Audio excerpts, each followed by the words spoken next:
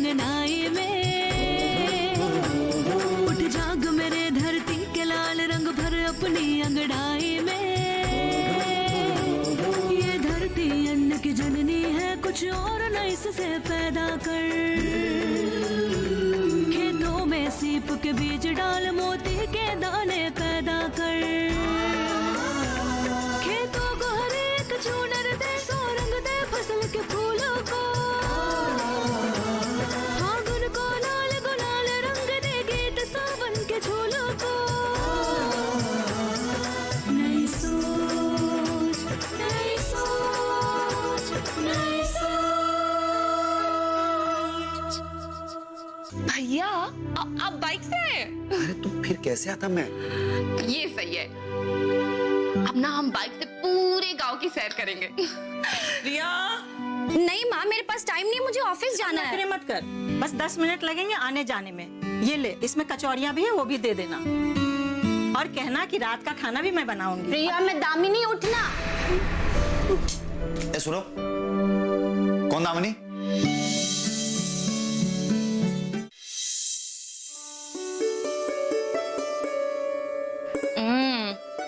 कितनी टेस्टी कचौड़ियाँ बनाई हैं सविता चाची ने। अब तो मैं डेली उनसे कहूंगी कि मुझे रोज बना कर भेजें। मजाक में भी मत कहना, नहीं तो वो सच में बना के भेज देगी। माँ मैं मजाक नहीं कर रही हूँ, मैं सीरियसली बोल रही हूँ। ओफो, अभी तो किताबें आई हैं, बाद में पढ़ लीजिएगा इत्मीनान से, चाय ठंडी हो रही है। तुम भी पढ़ो इन्हें, इनमें इंफॉर्मेशन का खजाना है, काम आएंगी तुम्हारे। ना बाबा ना, इतनी मोटी किताबें मेरे बस की बात नहीं। आप पढ़ लीजिए, पढ़ के बता दीजिएगा मुझे। तुम जो भी जानना चाहती हो ना, वो सारी बातें इस किताबे में लिखी है। और गांव वालों की समस्याओं का हल कैसे किया जाए, ये सारा कुछ इसमें है। मैं तुमको विस्तार से बताऊंगा, लेकिन उस पर अमल करना तुम्हारा काम है। चलो फिलहाल चाय पीते हैं।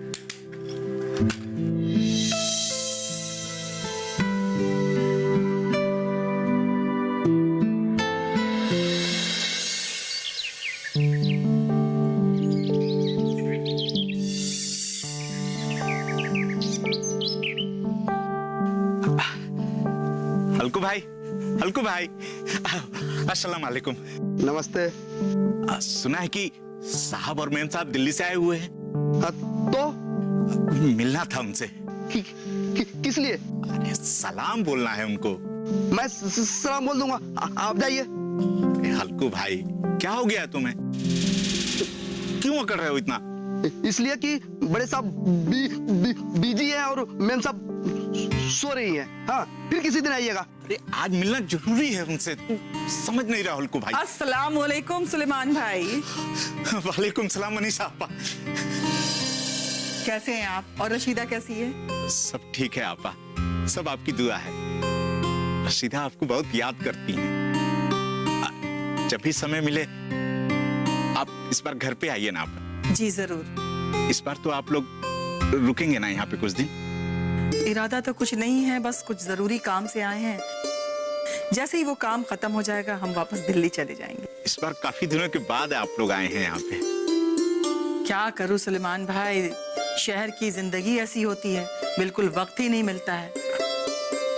हर वक्त काम में बिजी रहो और उसके बाद दोस्तों का भी आना जाना लगा रहता है।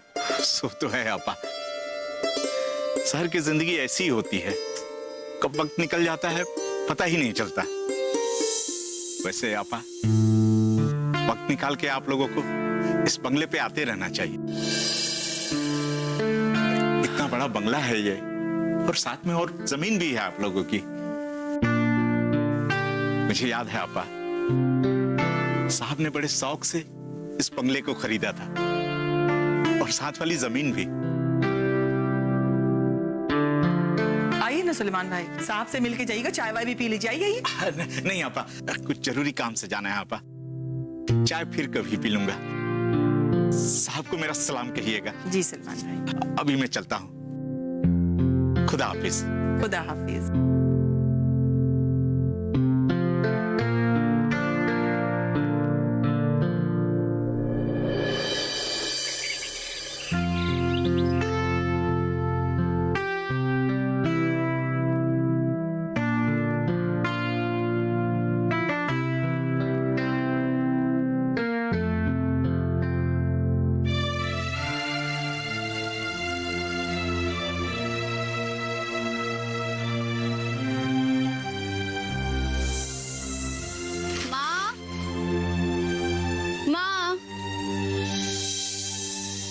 ये देखो, मैं सारे सामान लेके आ गई।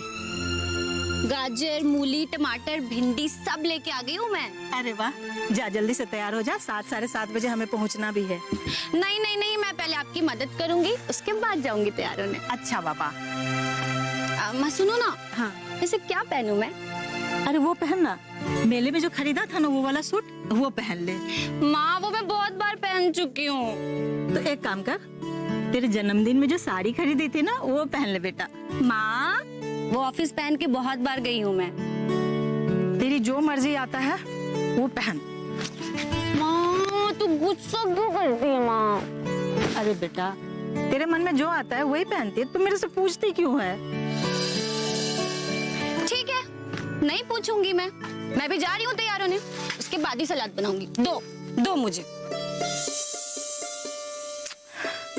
ये लड़की ना नाक पे ही गुस्सा रहता है, ससुराल में कैसे निभेगी ईश्वर जाने।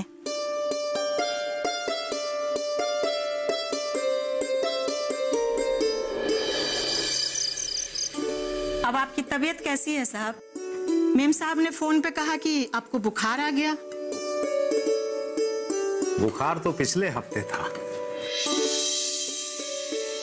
मेरे घर के डॉक्टर ने इसे 2 दिन में ही ठीक कर दिया। अच्छा जरा मुझे चावल दो ना। मुझे तो बड़ी चिंता हो रही थी, मुझे लगा बुखार अगर नहीं उतरा तो खाने का प्रोग्राम ही कैंसिल हो जाएगा। अरे तुम खाना लेकर आ रही हो, ये सोच के ही मेरा बुखार उतर गया। हाँ लेकिन थोड़ा संभल के खाइए। जब डॉक्टर घर में हो तो डर किस बात का, क्यों बेटा?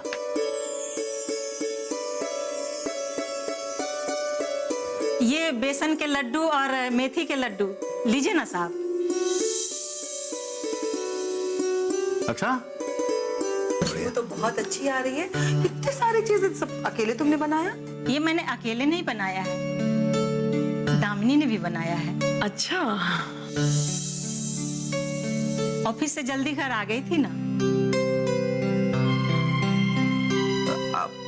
Very good. सविता चाची, इनमें से दामिनी ने और कौन से डिशेस बनाए हैं? अरहर की दाल, आलू पालक की सब्जी और मिठाई, कचौरी सब दामिनी ने बनाया। वाह जी वाह। इसे खाना बनाने का बहुत शौक है। अरे वाह। मुझे भी खाने का बड़ा शौक है, और ये जो डिशेस है ना मेरे पसंद के हैं। हाँ सही कह रहा है, ये सारे इसके पसंदीदा के खाने। दामिनी, तुम मुझे सर्व नहीं करोगी?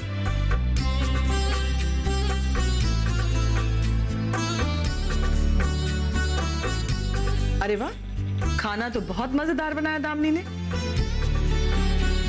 जहां भी इसकी शादी होगी ना, इसके ससुराल वाले तो खुश हो जाएंगे।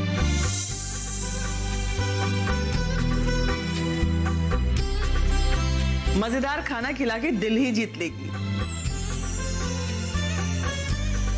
दिल ही नहीं मामा, पेट। हाँ, सही। अरे सविता, दामिनी के लिए कोई अच्छा सा लड़का देखा क्या?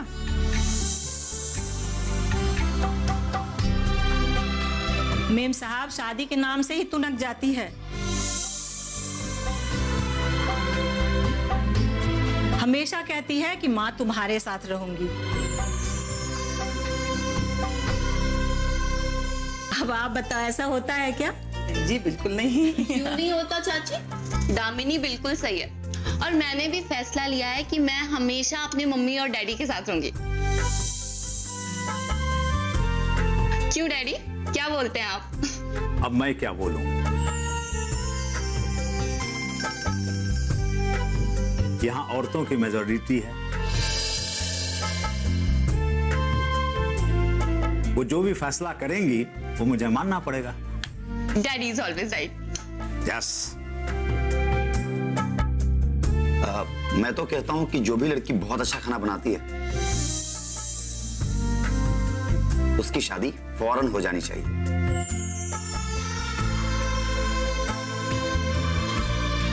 ताकि उसका पति अच्छे से खा पी कर अपना जीवन तो गुजारे।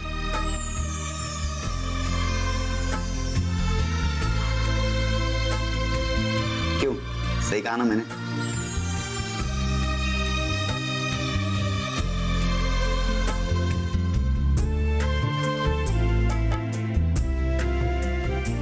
आराम करने लगा तो सारा जमा खर्च भूल जाऊंगा। सब भूल गया तो जानती हो क्या होगा? क्या होगा? आमदनी अट्ठन्नी और खर्चा रुपया।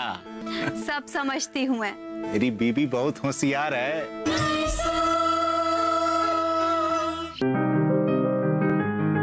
बीमारियों से कैसे बचेगी फसल?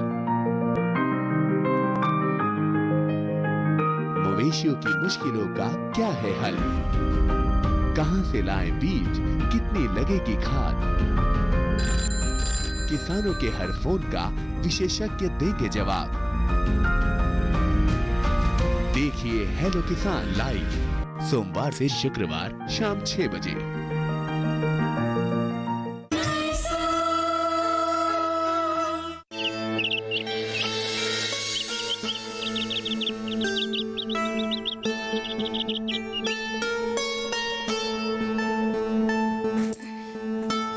अभी अभी खेत से लौटे, थोड़ा सुस्ता लेते।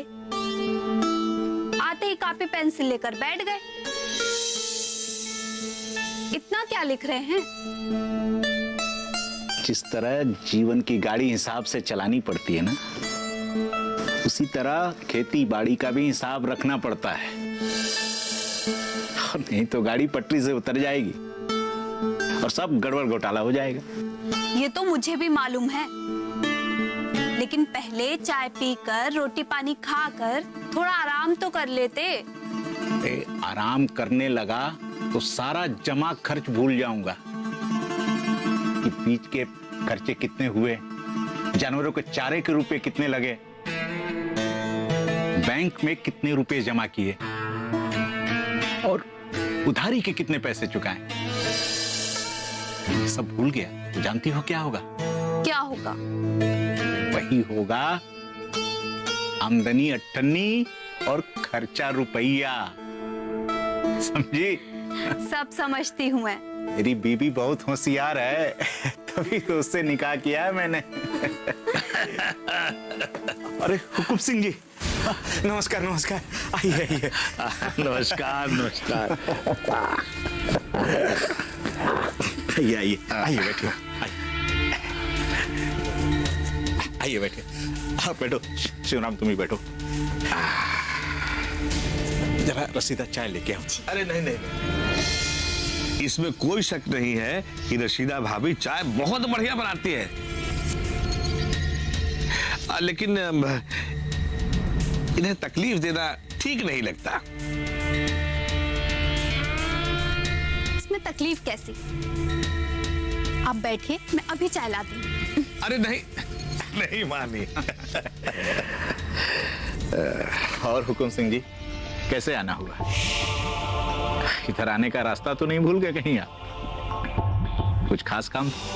तुम्हें एक बहुत बढ़िया खबर सुनाने आए हैं, या फिर यूं समझ लो कि भूले भटकों को रास्ता दिखाने आए हैं। मैं कुछ समझा नहीं।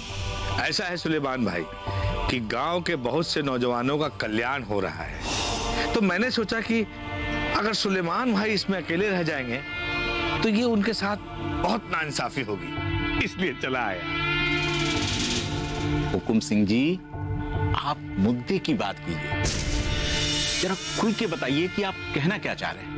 ऐसा है सुलेमान भाई कि अगर खुशहाली चाहते हो तो तुम्हें भी जमाने के साथ चलना होगा, वरना जमाना आगे बढ़ जाएगा और तुम पीछे रह जाओगे। आप फिर वही गोलमोल बातें कर रहे हैं। मैं आपसे सीधा सवाल पूछ रहा हूं, आप उसका सीधा जवाब क्यों नहीं दे रहे? सुलेमान भाई, आपके लिए खुशखबरी है। अपने गांव के 4 किसान भाई, किशन, मंगल, सोमनाथ और हवेली राम, उन्हें समझ में आ गई है, इसलिए वो अपनी जमीन दिल्ली के सेठ जगदीश राज जो कि एक बिल्डर भी है, उन्हें बेचने को राजी हो गए हैं।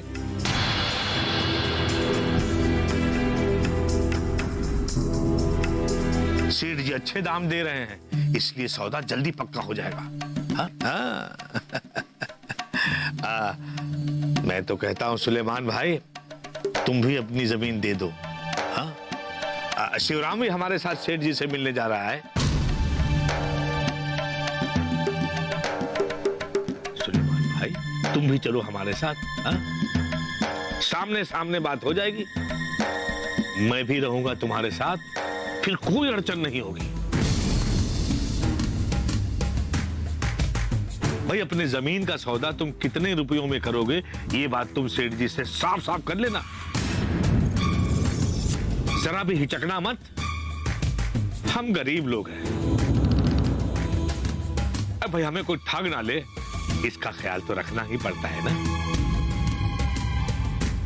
क्यों शिवराम, ठीक कहा ना मैंने? एकदम ठीक हुकुम सिंह जी, 16 आने सच। वरना शहर के चालाक लोग हम गरीब किसान भाइयों और बहनों को ठग लेते हैं। किसमें हिम्मत है कि जो मुझे ठग ले? वो बात तो ठीक है, लेकिन गांव के सीधे साधे किसान बहन भाई, हाँ, जो सिर्फ बीज बोना, हल चलाना और फसल काटना जानते हैं, ये इन शहरी बाबू का मुकाबला कैसे करेंगे? हाँ? क्या पता वो कब कौन सी चाल चल जाए, इसलिए थोड़ा सावधान रहना पड़ता है। आपका वो सेठ जगदीश राज, वो भी तो शहर का आदमी है,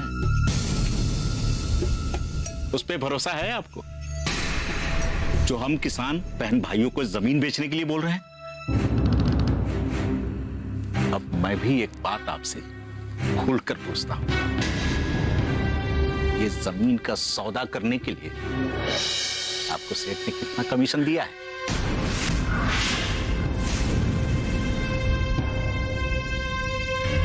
मैं साफ साफ बोलता हूं हुकुम सिंह जी, मुझे नहीं बेचनी है अपनी जमीन। एक बार फिर सोच लो सुलेमान, हमसे और सेठ जी से बैर मोल लेकर तुम बहुत बड़ी भूल कर रहे हो।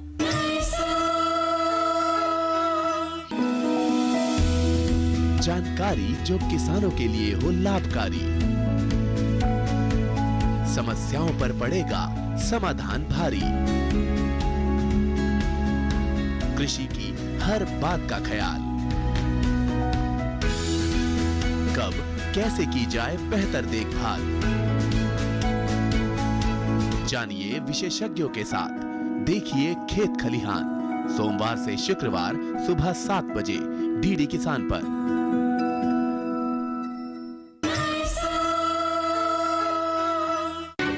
राम राम राम राम, एक कैसी बातें कर रहे हो सुलेमान भाई? मैं तो किसान भाइयों बहनों के भले के लिए कह रहा हूं। अब रहने भी दीजिए, जमीन हमारी माँ है, और माँ का आप सौदा कर रहे हैं और कहते हैं कि आप किसान भाइयों का भला कर रहे हैं। हुकुम सिंह जी, आप पाप कर रहे हैं, मत पड़िए इस चक्कर में, और अपने इस प्लान में किसान भाइयों को मत फंसाइए आप। मदद कर रहा हूं मैं अपने किसान भाइयों और बहनों की, और तुम इसे पाप कहते हो, फंसाना कहते हो? ये मत भूलो कि तुम किससे बातें कर रहे हो, जरा सोच समझ के बोलो। हुकुम सिंह जी, आप किसकी मदद कर रहे हैं ये क्या मैं नहीं जानता? मैं ये भी जानता हूं ये जाल आप क्यों बिछा रहे हैं।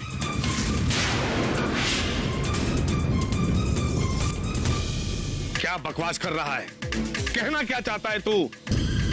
हुकुम सिंह जी, बहुत जल्दी तुमसे तू पे आ गए।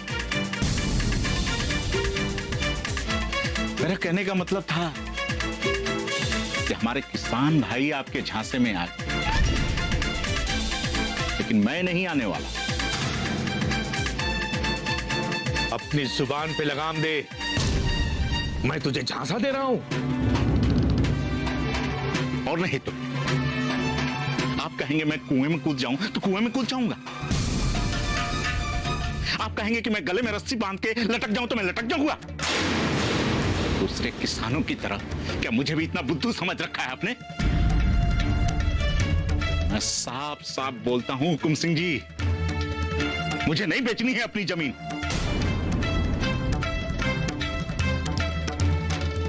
नहीं, मैं और किसानों की तरह बुद्धू नहीं हूं। बस सिराज सुन, तू इनके जमीन बेचने के चक्कर में मत पड़। एक बार जमीन हाथ से गई तो फिर क्या करेगा तू? हाँ, शहर में जाके चौकीदारी करेगा या गाड़ी चलाएगा? शिवराम, तू इसकी बातें मत सुन, इसका माथा ठिकाने पर नहीं है। एक बार फिर सोच लो सुलेमान, हमसे और सेठ जी से बैर मोल लेकर तुम बहुत बड़ी भूल कर रहे हो। सीधे तरीके से मान जाओ, वरना तुम जैसे किसान भाइयों की जो समस्याएं हैं वो एक दिन तुम्हारी जान लेकर छोड़ेगी। और सबसे बड़ी समस्या है पानी की। जब फसल को पानी नहीं मिलेगा तब हंसता क्यों है? पगला गया है क्या? हुकुम सिंह जी, अपने सेठ को बोलिए, बहुत देर कर दी आने में उन्होंने। खेत के लिए जो पानी की समस्या है बहुत जल्दी हल होने वाली, और उसके बाद हर समस्या का तोड़ भी मिल जाए। हाँ, थोड़ा समय जरूर लगेगा, लेकिन कोई बात नहीं। जहां इतने साल निकल गए, चंद दिन और सही। ये क्या बोल रहा है तू? पानी की समस्या का निवारण कैसे हो गया? 2 रोज पहले मनीषा आपा के यहाँ मीटिंग थी, जानते हो ना उन्हें? वही जो दिल्ली से आई हैं। हाँ हाँ जानता हूं, आगे बोल। उन्होंने बताया कि पानी की किल्लत कैसे दूर हो सकती है। अपने किसान भाई बहन भी थे वहां। अब तो ये बात पूरे गांव के किसान भाई बहनों में फैल गई होगी। सेठ जी को बोलिए कि अपना बोरिया बिस्तरा बांधे और जहां से आए हैं वहीं लौट जाएं, वरना गांव के किसान भाई बहन मिलकर उनका हुक्का पानी बंद कर देंगे।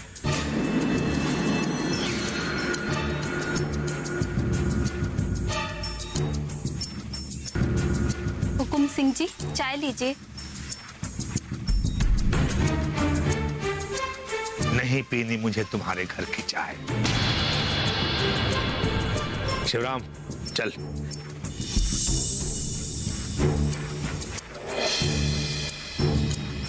अरे खड़े खड़े मुंह क्या देख रहा है? सुना नहीं मैंने क्या कहा?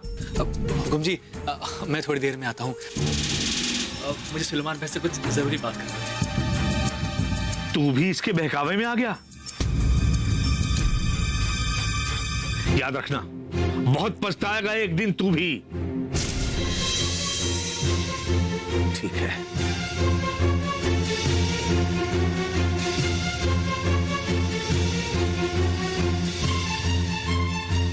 सुलेमान भाई वैसा क्यों बोले कि बहुत पछताऊंगा मैं?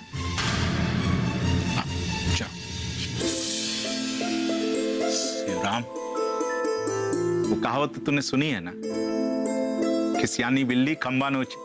हाँ सुनी तो है, पर यहाँ इसका क्या मतलब? इसका मतलब तुम हुकुम सिंह जी से ही पूछना, तुम्हारे साथ साथ उनकी भी समझ में आ जाएगा। ठीक है, चलता हूं मैं।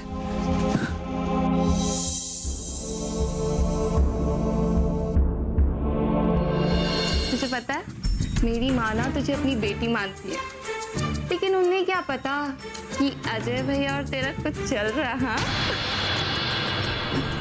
ऐसा भी तो हो सकता है ना कि कुछ टाइम बाद तू मेरे घर भाभी बन के आ जाए। तुम मुझे बहुत परेशान करते हो, कभी रास्ता रोक लेते हो मेरा और कभी साथ चलने की जिद करते हो। जब प्रिया ने बताया मुझे बहुत दुख हुआ। दुख इसलिए हुआ क्योंकि मेरे मन में कोई खोट नहीं था। नई सोच के नई सुबह आई है तेरी अंगनाई में।